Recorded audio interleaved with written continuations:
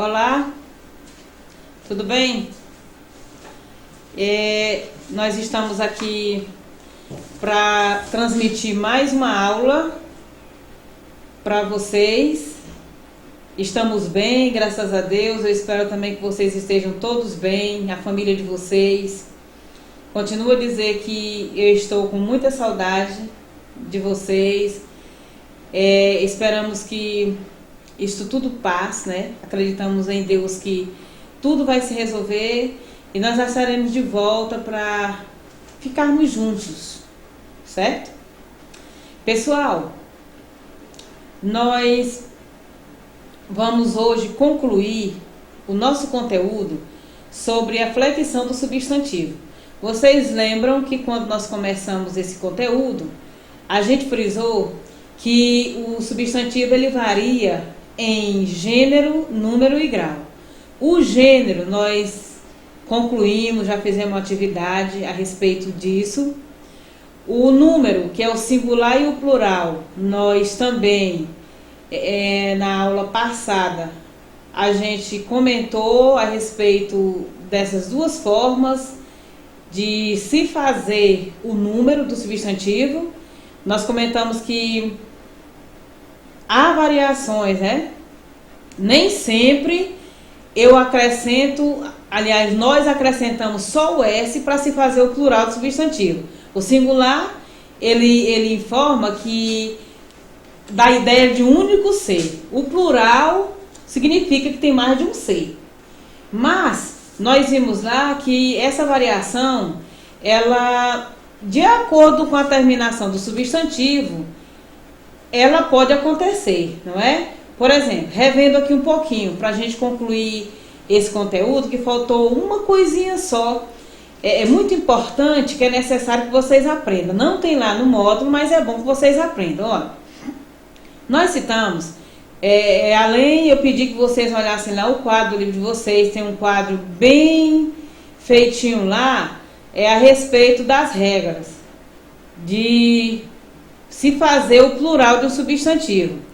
Aí nós vimos substantivo terminado em S, Z e R, que a gente acrescenta só o ES.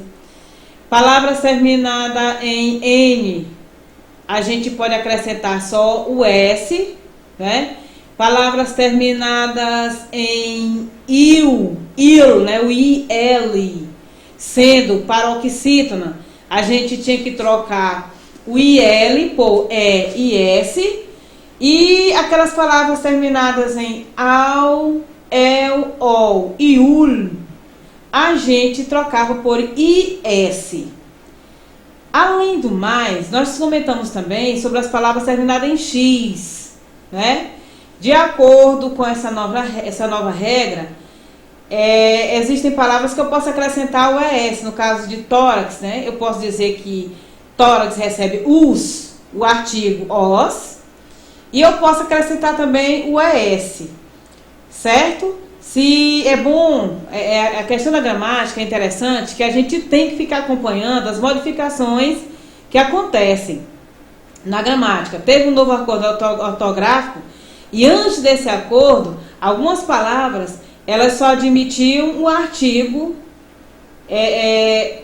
no plural, né? Como é o exemplo das palavras que já vêm no plural. No caso de pires, óculos, ônibus, que foi citado na aula. Esses substantivos, eles já vêm no plural. Mas a gente tem que acrescentar o artigo, né, no singular, se é o ônibus, eu estou dizendo que é apenas um ônibus. Vejam que o artigo está no singular, mas o substantivo está no plural. Se for mais de um ônibus, já vou dizer os ônibus ou uns ônibus, tá? O que eu quero chamar a atenção aqui agora é sobre alguns substantivos que eles já vêm no plural, certo? Mas que eles têm significados diferentes. Que exemplo nós temos desses substantivos? O substantivo bens, né? Bem já vem no plural. Mas ele tem um significado, ó. Bem no singular Você escreve B-E-M, bem. Esse bem aí é um advérbio de modo. Bem é advérbio de modo. Quando você diz assim, hoje eu não estou me sentindo bem, é um advérbio de modo, é bem com M. A partir do momento que você diz assim, eu tenho vários bens, eu possuo vários bens, esse substantivo aí, ele já vem no plural. E significa algo de material que você tenha. Por exemplo, joia, carro, casa. No caso de vocês crianças, né, alguns brinquedos que vocês guardam com muito carinho, você considera aquilo ali um bem.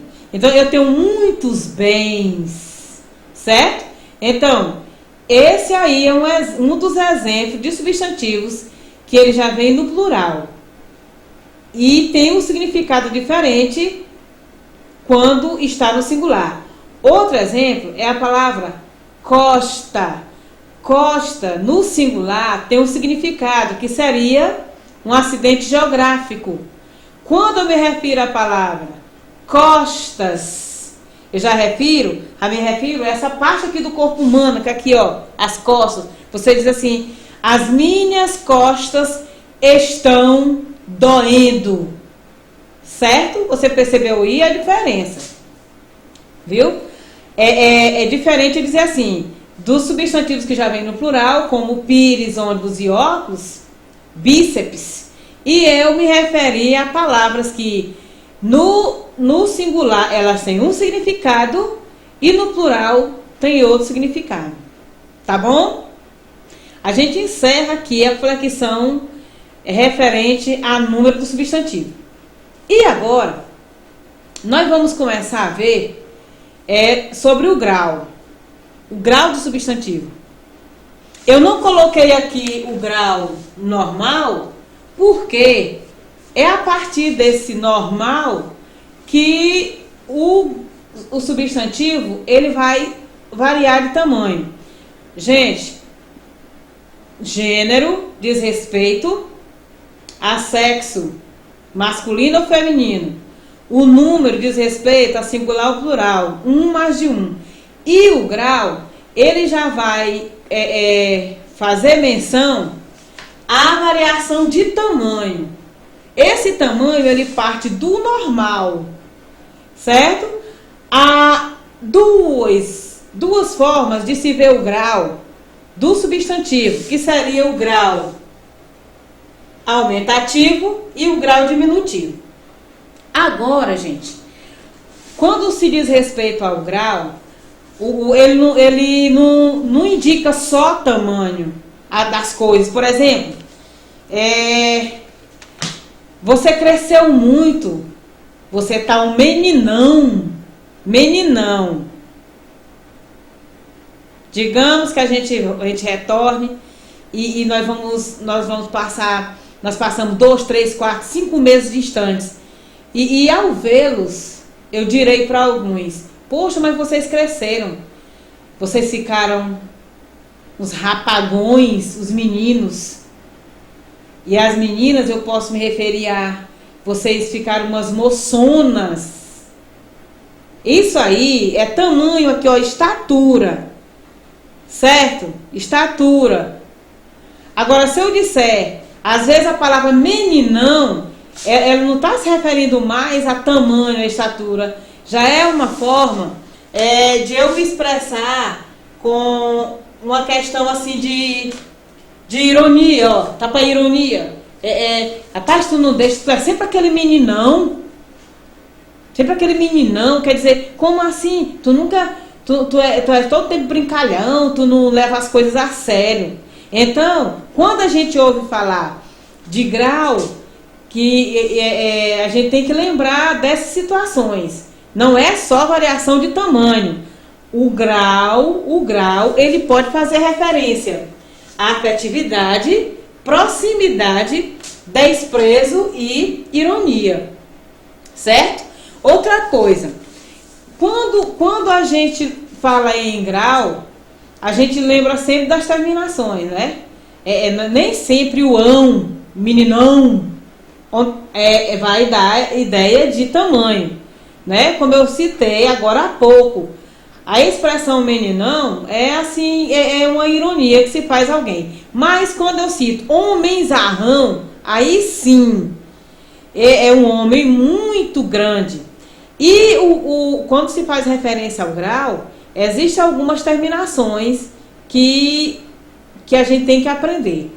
Lá no módulo, existe no nosso módulo umas tarjinhas amarelas, e eles fazem sempre referência a um conceito, a uma característica, a um exemplo que se precisa se colocar a mais do nosso conhecimento para que nós possamos aprender melhor, certo? Eu preciso aprender o que com relação ao grau? O que? O grau aumentativo, ele varia com as terminações, certo? Existe aquela regra básica? Não tem regra. O que eu tenho que aprender, o que eu tenho que ver, eu tenho que fazer referência ao substantivo em si, né? Agora, existem substantivos que não cabe a um aumentativo para ele, né? Por exemplo, sala. Nossa sala, ela é grande. A nossa turma que é pequena, não é, sextora? Não, a nossa sala é grande. Eu não vou dizer assim, salona. Não existe esse aumentativo para salona. Agora, o aumentativo, ele adquire alguns acréscimos, como no caso de grande. Sala grande. Mas aí, esse grande já é um adjetivo, mas ele pode se juntar ao substantivo para dar ideia de tamanho. Sala grande, sala pequena. Ó. Grande e pequena são adjetivos, mas que eles, associados ao substantivo, eles vão dar ideia também de um aumentativo, certo? Saleta já é o diminutivo de sala, né? Eu digo salinha, uma salinha. Essa salinha vai dar ideia de quê? De pequena, certo? Cabeça, cabeçorra, cabeçona. Cabeçona é ideia de uma cabeça grande. Geralmente diz assim, eita, mas cara tem um cabeção, hein? Cabeção. Quer dizer, a extensão da cabeça, o tamanho da cabeça é grande, viu? Então nós vamos, a partir de agora, a gente vai ver alguma dessas variações de tamanho que você deve aprender para poder associar aos substantivos. Quanto ao diminutivo, é também aquilo que é menor que o normal. Olha, o aumentativo é o que é maior que o normal, certo? Ó, casa, casarão. Casa, casinha, quer dizer casarão, maior que o normal, que é casa. Casinha, menor que o normal. Viu? Tudo no grau parte do normal. Ok? Olha só. O aumentativo se faz assim. A gente acrescenta ao substantivo. Quais as terminações? Ão, arra, orra e aço. Certo? Acrescenta-se ao substantivo uma dessas terminações, dependendo do substantivo. Olha, a palavra peixe, o substantivo peixe, o aumentativo dele fica peixão. Como também eu posso, né, dizer que o peixe é grande, o peixe é enorme. A terminação arra.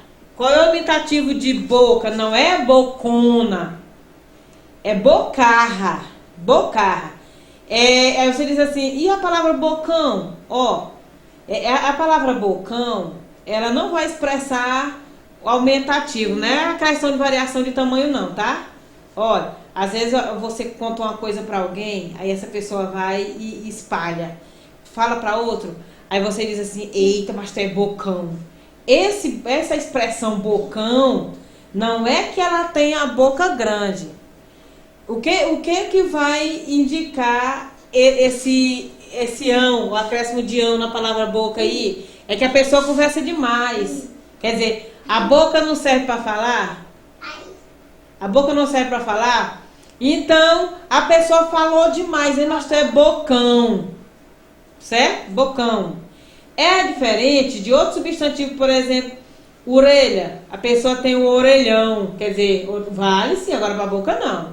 Nariz, narigão. O nariz, né, bem reforçado. Aí, outra norma. Usa-se junto do substantivo uma palavra enorme, grande ou gigantesco. Veja que essas palavras aqui, elas já denotam tamanho grande, né? Essas palavras aqui, elas já denotam tamanho, uma variação de tamanho grande, além do normal.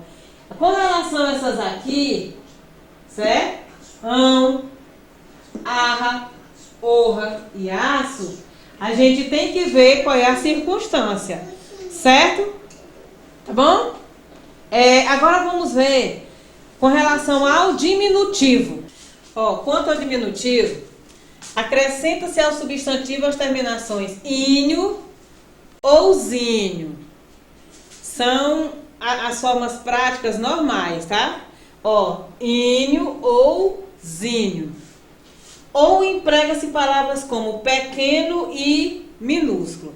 Olha, essa expressão aqui, essa terminação inho ou zinho, lá na característica do grau, no início lá da aula, eu falei que esse grau ele pode expressar uma certa familiaridade, afetividade, ironia, desprezo. Então, quando se fala em afetividade, às vezes a expressão assim, meu bebezinho. Essa expressão bebezinho, ela pode estar fazendo referência ao bebê, né? Bebê, o tamanho do bebê pequeno, ou então a gente pode estar se referindo bebezinho uma forma afetiva carinhosa de se referir a alguém, certo? Então, essa expressão inho ou zinho, no diminutivo, eles podem expressar afetividade, assim como a questão do bocão que eu citei lá, vai dar uma ideia irônica, né, de alguma coisa, certo? E essa palavra pequena e minúscula pode ser também acrescentada ao substantivo, né? Nós colocamos aqui peixe pequeno, ouro minúsculo. E, gente, agora, existem algumas palavras na nossa língua que elas têm uma palavra já no diminutivo, mas não é que nada, não é variação, não se entende como variação, viu? Olha, a palavra casebre é um exemplo. A palavra casebre não é querendo dizer que a casa é pequena, porque o diminutivo de casa é casinha, o aumentativo, casarão. Agora, quando eu digo casebre, sabe por que não é o diminutivo? Porque casebre é a forma humilde daquela casa. É uma casa bem pobre, certo? Uma casa pobre. É que pela estrutura dela se percebe que não é uma casa boa. Pronto, humilde. Então, tem palavras no nossa gramática que elas já denotam, não é tamanho, é como elas realmente são. A palavra cartilha, né? A palavra cartilha é um livro, né, que se faz leitura, não é que ele é pequeno, não, cartilha. Cartilha não vem de carta, não é derivado de carta. Cartilha é um livro comum, né? Antigamente se liam em cartilhas, não em livros, né, propriamente ditos como hoje. A palavra cartão não é aumentativo de carta. Cartão é já um substantivo, certo? Existem outras palavras? Existem sim, tá bom? A gente fez referência aqui a apenas duas, tá certo? Mas vocês irão ter conhecimento das outras ao lerem o livro. Pessoal, façam as atividades, tá bom? Se você teve dúvida com relação a esse conteúdo, tire com a gente no privado, certo? Eu acredito que essas aulas elas estão sendo produtivas, né? Elas são curtas, mas que elas estão na sua simplicidade, dá para você entender o que está querendo ser passado para vocês, tá bom? Um abraço bem forte a vocês. Até a próxima aula, se Deus quiser, tá? Fiquem com Deus.